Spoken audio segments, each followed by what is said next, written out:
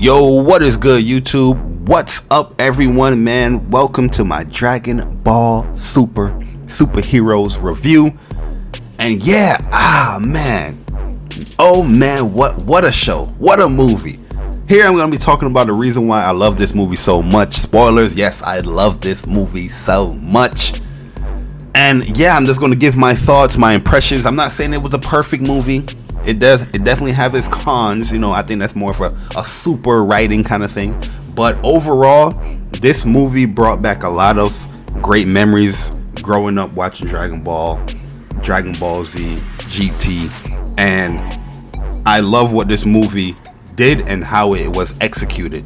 The plot wasn't the strongest plot in my personal opinion, but the plot delivered on what they set out to do when it came to highlighting specific characters, as far as, okay, these guys are going to be a focal point now, or we want them to be a focal point within the series once again.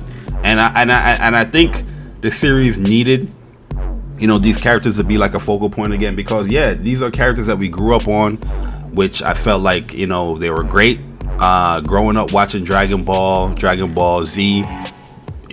Piccolo was like a main focal point in a lot of the story, and anybody that grew up watching Dragon Ball Z loved that character Piccolo, that stoic about his business type of character. He was cruel, or he showcased he had these cruel emotions, or he was emotionless, but deep down, as his bond grew with these characters that he looked at as was enemies, or his arch enemy, you saw those barriers break down for Piccolo, and he's just like, yo, Piccolo was always that guy, man. He was always that dude.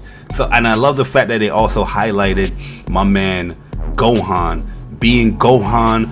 This is what we always wanted Gohan to be, the super badass character. This is Goku's son. You are Kakarot's son, so you it's destined for you to be a badass. You know what I mean? And it was just cool seeing Gohan have that Cell Saga moment again. You know what I mean? Just beating up on Cell, being cool, being that stoic Gohan, even though he was a little bit different here in this one. But we're gonna talk about it. I just love seeing Gohan being highlighted and being a focal point once again, because yeah, Gohan in that Piccolo outfit with the cape and all that was always that badass. Everybody was tracing that Gohan character with that outfit and all that. But I'm loving what they did with Dragon Ball Super, and I'm gonna break it down on why I love what they did with this movie. And first, once again, we're gonna go back to my man Piccolo. Loved him being a focal point because I think the character needed it. Piccolo, like I said, was always one of those characters that people fell in love with, was always thought was a cool character, and this movie highlighted that once again with him being that jokey, that all the barriers is kind of down, him being that family guy for Gohan and Goku and Gohan's family, with Pan and taking care of Pan, being the teacher of Pan like he did with Gohan. It was just cool seeing Piccolo back in that form and having some relevance again within this Dragon Ball story. And they made it so cool, and the reason why they made it so cool is because the scenes that they had Piccolo set up in, especially fighting against the Gamma 2, it was just like, yo, this is dope as hell, man. Like, yeah, he was kind of outclassed in that fight, but overall it was still looking hella cool, where he was still doing some of his stuff, and he didn't have no fear. Yeah, he wanted to contact Goku, he wanted to use the Dragon Ball to get stronger and all that stuff like he should, but he had no fear to find out what's the information going on. Infiltrating the Red Ribbon army base was really cool. It was funny, and that's one thing I really love about this movie, is that they didn't overuse the jokes in this movie. You know what I mean? It was like a fine line, like, okay, got some seriousness, let's joke, seriousness, joke, which was cool, man. And I really love that, because it helped with the pacing of the whole movie. Once again, I feel like the plot wasn't the strongest. of plots. And one thing that Dragon Ball Super have an issue with is that characters are so strong in this in this series right now, with little bit of effort to get so strong.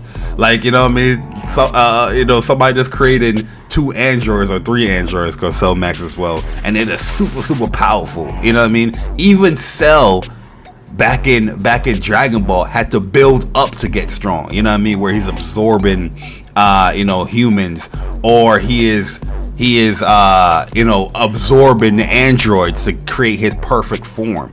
You know what I mean? Super does knock away a lot of those things when it comes to the writing, and when it just comes to some of these characters. People can be training in their sleep, and they super strong. It's super. But I understand it was a movie. It's the further the plot, it's the further to highlight these characters, which I like. But you know, it is a super issue going on there when it comes to power scaling, in my personal opinion. But yeah, overall I thought the 2 android, the Gamma brothers, was really cool. You know, they at first, and I'm like, okay, let me see what's going on with these characters. Maybe they're gonna do some type of fusion. I was assuming a whole bunch of over the place. I was thinking like, yo, Cell Max was probably going to become like Perfect Cell if he absorbed you know, these 2 androids as well. But you know, that case didn't happen, which they made a nice, you know, hero you know, story over, like a hero point of view from these androids, which, you know, that's what they was built to be, like these heroes. And I felt like they executed that well, because that moment where you know, number 2 like sacrificed himself was super dope. That was definitely playing with the heartstrings there. One just having a different personality, I felt was cool as well. And yeah, overall, those 2 characters in that short time period definitely grew on me, as far as like, yeah, I like these characters. I would love to see, you know, one in more aspects of, you know, Super. Wink. You know what I mean? But yeah, I just love seeing Piccolo cool once again. The fights was really cool, and it was dope. You know, him, Gohan, just having that focal point. Even Pan, you know, because Pan has always been a cool character to me. I like GT. I know a lot of people don't like GT, but I like GT. Well, Pan was also been a cool character for me as well. And just seeing that, you know, that family love there was cool. You know, that Gohan, you know, just being that character, Gohan being that character again, man, showcasing some emotions. But let's get into, you know, Piccolo's form, where he transformed into Piccolo Orange, or Orange Piccolo, which I really digged Orange Piccolo. I thought it was a really cool transformation. You know, bulked him up a little bit, got him a little bit taller, much stronger, like really stronger. You know, against the Gamma brothers, I think Piccolo could probably destroy them up. You know, against Cell Max, it was different. It's a different ballpark there, but yeah, I like I said in the beginning, I love the fact that Piccolo was a main highlight in this movie. And I just think it was something needed to happen for Super. You know what I mean? It's more than just Goku. It's more than just Vegeta. You know, and the godly powers that these guys are, you know, training to achieve. You know, having Piccolo, you know, do his fights or do his level of fights is pretty cool. But let's talk about the main, you know, transformation that, you know, everybody's talking about, and that is Gohan Beast, or Gohan Blanco. This form is super cool, man. This form right here takes the icing on the cake. Oh my god. Yo, let's just talk about Gohan, right? Gohan being that character once again was just so great to see. You know what I mean? Gohan using emotions, fighting with his emotions, having those skills come back to him was super amazing. Him going to Super Saiyan 2, I was like, yes. But when he hit that ultimate Gohan form, yo, I no kidding, yo, I was screaming in the seat. I was screaming in my seat. I was like, yes, let's go. I didn't care who was next to me, who was behind me. I was hype as hell. And this is the reason why I love this movie, because it brought that back. I saw all these Dragon Ball Super movies in the movie theater, but you know, the other ones I was like being a little cool. It was cool seeing Gogeta. I was like, okay, Gogeta, you know, back again, because you know, Dragon Ball Z Fusion Reborn is my favorite Dragon Ball, you know, movie of all time. That movie right there is the pinnacle of Dragon Ball movies, in my personal opinion. Just remember seeing that for the first time, I was just like, yo, Gogeta is that dude. Because even Super Saiyan level 3 Goku was struggling. You know what I mean? And I was just like, yo, how they gonna beat this guy, Jabimba? And I remember seeing that transformation with him and Vegeta's working together.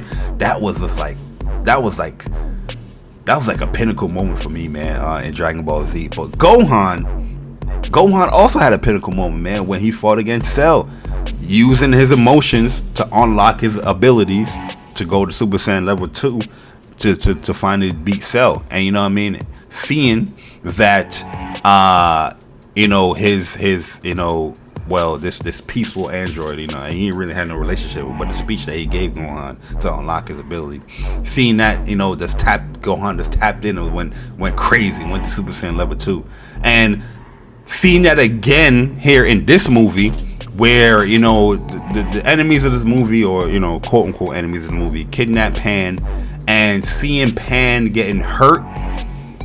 Oh man, seeing Piccolo, you know what I mean, you know, doing what he's doing, struggling, Gohan just snapped and just transformed into this Gohan Beast, or Gohan Blanco. That thing was looking so sick, yo, and I was just like, yo, because I avoided all spoilers when it came to Dragon Ball Superhero. So I didn't know about the Gohan form. I knew about the Orange Piccolo form, but just seeing it in the movie was definitely different. But man, it was such an amazing form to see, because not only he was back into that cocky, upright kind of mode, but he was also yapping. Yo, Gohan was talking that shit. He was talking that shit like he was back in Ultimate Gohan days. You know what I mean? Where he's talking mad trash to Majin Buu. And it reminded me of that, and it also reminded me of Super Saiyan 3 Goku, or even Super Saiyan 4, how Goku personality just ultimately changes. You know what I mean? Where he's just like cocky, he's just like, you know, he's just like talking mad shit to these enemies, like, yo, you can't touch me, you can't see me. I'm not even using all my effort. You know what I mean? And just seeing how powerful Gohan is, it's like, yo, I felt like Gohan, he could have easily destroyed Cell Max by himself with all that power he you know, just unlocked or tapped into. But one of the greatest moments in this movie was seeing, you know, Piccolo, you know, wrap around Cell Max, holding him down, and Gohan using the special beam cannon to finish off Cell Max. You know what I mean? You know, just highlighting that classic moment in Dragon Ball Z in the Saiyan saga, where, you know, it was Goku that was holding down Raditz, and Piccolo used a special beam cannon. The relationship was much different then, but that was kind of the moment that kind of cemented Goku and Piccolo and this Gohan, you know, them just being, you know, overall friends and pretty much the family. You know what I mean? That started it right there. And to see that moment again now flipped on the other side, and, you know, the little joke around, now it's like, oh, I feel what you did there. You know what I mean? It was good. It was good. I like what you did there. You know what I mean? Gohan was like, yeah, you know, I had to do it. You know what I mean? Because, you know, I just learned it. I just had to do it. You know what I mean? I was like, yeah, this is really cool. And the reason why I'm giving this movie such a high score is because they were highlighting a lot of like the nostalgic moments that happened throughout Dragon Ball and Dragon Ball Super, where even Piccolo, you know, using his orange mode, his orange form, and using his embiggening or his gigantic mode, referencing back to Dragon Ball, you know, when he's fighting in the you know, against Goku and all that. And then he's talking about stuff where it's like, oh, I don't know how to fly this thing, I never got my license, referencing the whole, you know, filler, you know, moment where, you know, him and Goku was going for his license. There was a lot of those cool moments within the show, and even the wishes that Bulma was doing. You know, people was having issues with Bulma. Oh, why Bulma was wishing for all this stuff in such a serious moment. Bulma was always like that. People need to understand, Bulma was always like that selfish person. It just never really panned out for her to be this ultimate selfish person. But her first wish that she ever wanted, you know, in Dragon Ball, when she was collecting when she finally met Goku, She wanted a boyfriend. You know what I mean? So what makes people think that, you know, now all these years later, this character is not going to wish for anything selfish? You know what I mean? Like getting her butt bigger, or you know, losing her wrinkles and all that stuff. Like, this is the character Bulma is. You know what I mean? She's always, you know, always thought about herself in those moments. Like, she want to be pretty and keeping her looks up. You know what I mean? So I was loving those moments as well with the Dragon Ball, because that was funny. Like I said, it had its serious moments, but it also had its jokes that flowed really, really well.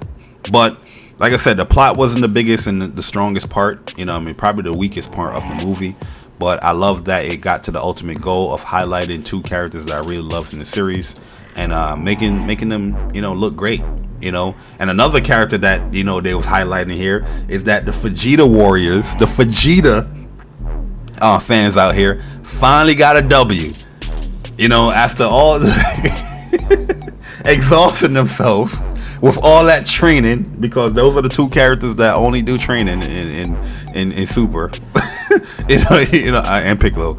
But you know, finally, you know, Vegeta got a W on Goku. You know what I mean? And it was a cool moment to see. Like, I was looking at people's reactions, how the Vegeta fans, you know, they was keeping it cool, and they was like, "Yo, Vegeta, what?" They was screaming and all that. I was like, "All right, take your little W, man." You know, everybody was getting highlighted that needed to get highlighted within this movie. So I love that aspect. So overall, my final score is a 9 out of 10. You know, right after I saw the movie, I tweeted out that, you know, this is a 10 out of 10 for me. But just because of the plot, just because those issues within Super, I feel like they can fine tune that a little bit. You know, I'm gonna drop it down to the 9 out of 10. But overall, I highly recommend this movie. I think you guys should go out and see it. I mean, go see it quickly right now, so we can get into the conversation and talk about it, because there's so much more I want to talk about when it comes to this movie. But yeah, 9 out of 10, guys. And yeah, that's pretty much my review. Hopefully you guys enjoyed it. If you did, hit the like button. If you're new to the channel, hit subscribe and hit the like button. And yeah, let me know your thoughts if I missed out on anything, or you know, let me know in the comment section below. But yeah, 9 out of 10, guys. Hopefully you guys enjoyed the review. It's boy J Bari. See you in the next video. I'm gone. Deuces.